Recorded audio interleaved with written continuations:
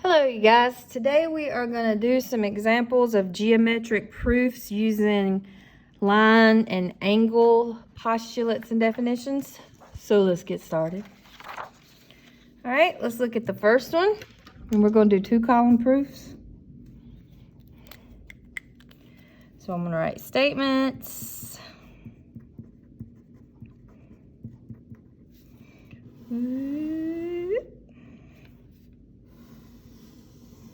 And reasons. All right, so the first thing they do is they give me that angle 1 is congruent to angle 7. So I'm going to start with my given. Angle 1 is congruent to angle 7. And that is given.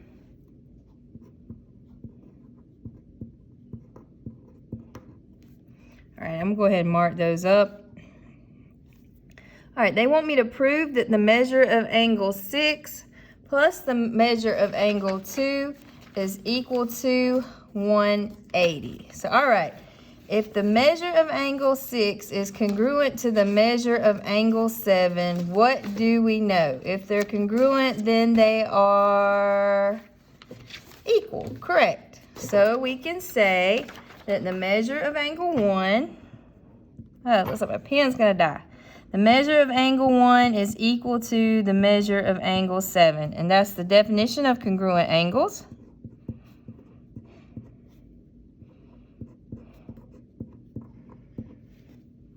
All right, now we need to somehow get 6 and 7, or at least 6 and 2 involved in the fray. So what do we know about 6 and 7? What's the relationship between angle 6 and angle 7? Right. Angle 6 and angle 7 are vertical angles. How do we know that? By the definition of vertical angles. If they're vertical angles, what do we know about them? Vertical angles are what? Congruent. So I can say that angle 6 is congruent to angle 7. How do we know that? That is by the vertical angles theorem.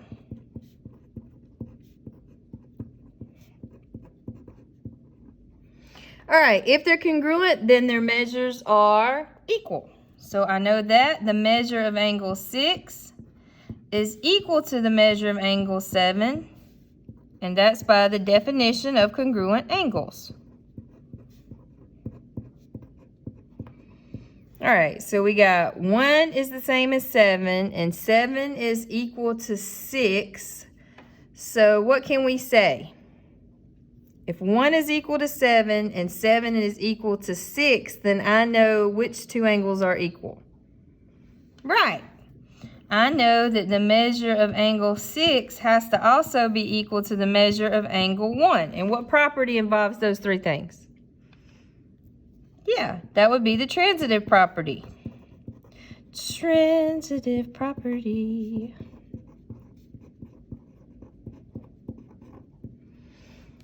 All right, so we got 6 up in here, and now we need to bring in the 2. So what do we know about angle 1 and angle 2? What's their special relationship? Right. Angle 1 and angle 2 are a linear pair. Linear, I can squeeze it on there, it will fit. And we know that by the definition of a linear pair. And what do we know about a linear pair? We know that they are supplementary.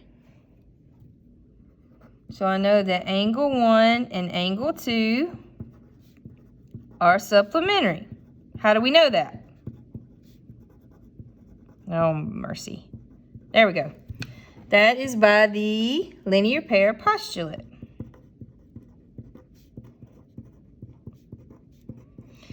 If they're supplementary, what do we know? We know that the measure of angle 1 plus the measure of angle 2 is equal to 180 degrees. And that's by the definition of supplementary angles.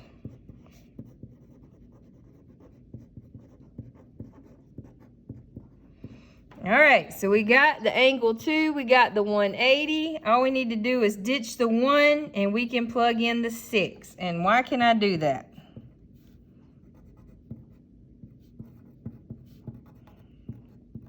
Or what am I using when I do that? They're equal, so I can plug one in for the other. That is the substitution property.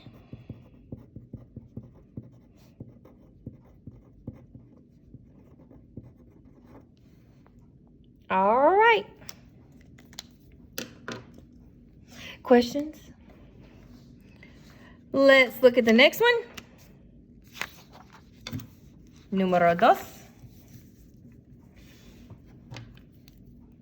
All right. I actually think I might just do that one on here. Maybe we can start way up here. We got room. So we're going to do statements and reasons.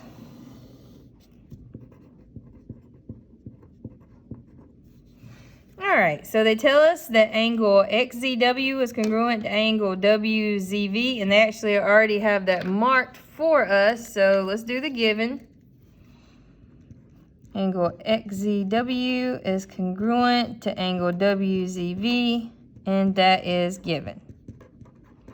All right, they want us to prove that these two lines are perpendicular. So to be perpendicular, we need a right angle. So we just need to prove that these bad mama jammas are 90-degree angles, and then we will be good. So we know that if they're congruent, they're equal. So I know that the measure of angle ZXW is equal to the measure of angle WZV. And that's by the definition of congruent angles.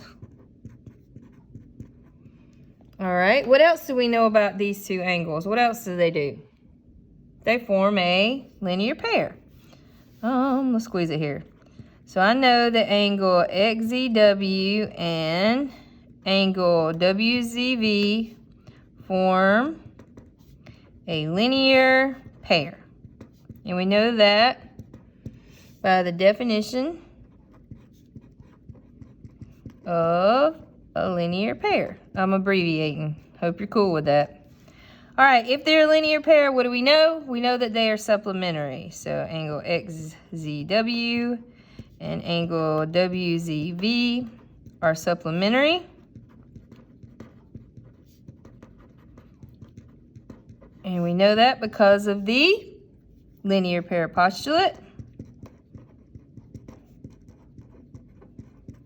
If they're supplementary, what do we know? We know that they add up to 180. Nah, no room. That's by the definition of supplementary angles.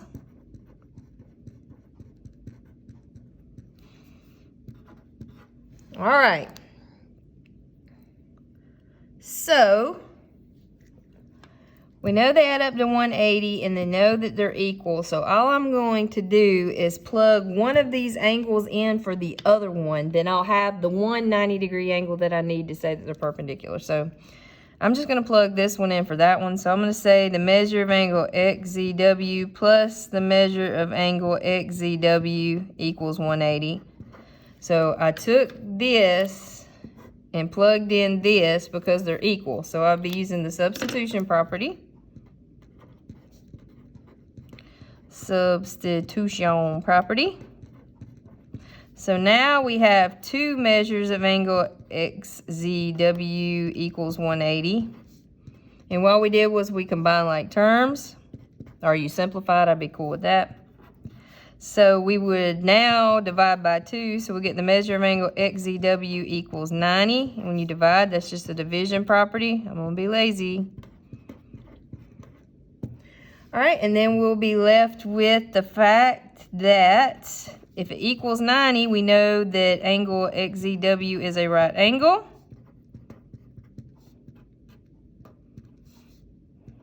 RT for right. And that's by the definition of a right angle. And if that's a right angle, what do we know about those lines? We know those lines must be perpendicular. I know WY must be perpendicular to VX.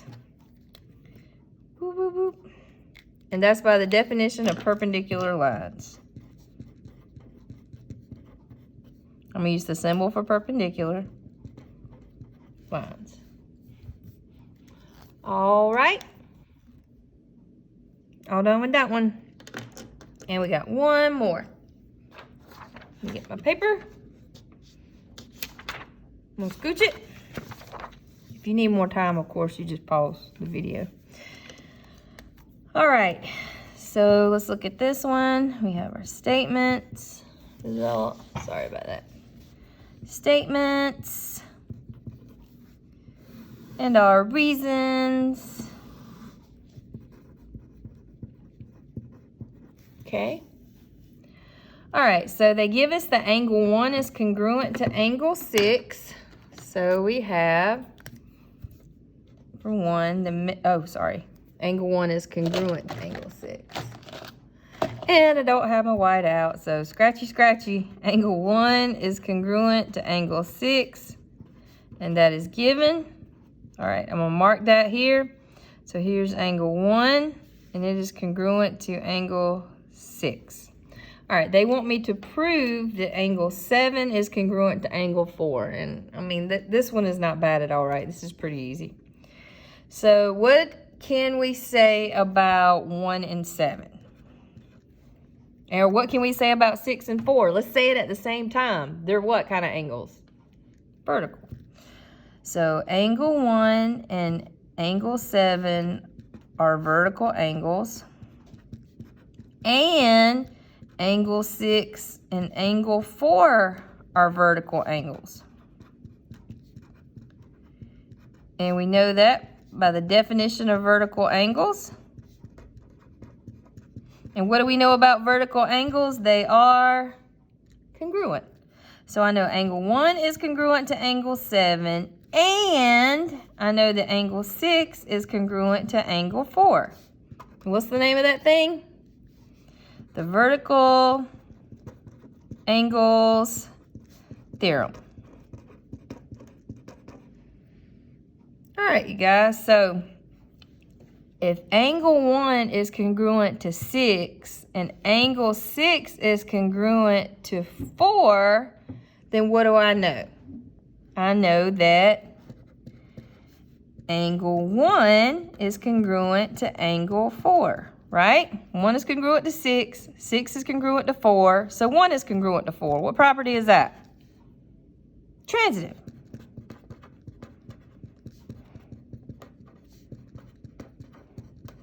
All right. Well, if we have that 1 is, right here. If 1 is congruent to 7, or let's do it this way. If 7 is congruent to 1 and 1 is congruent to 4, what do we know? We know that 7 is also congruent to angle 4. And we can use the transitive property again.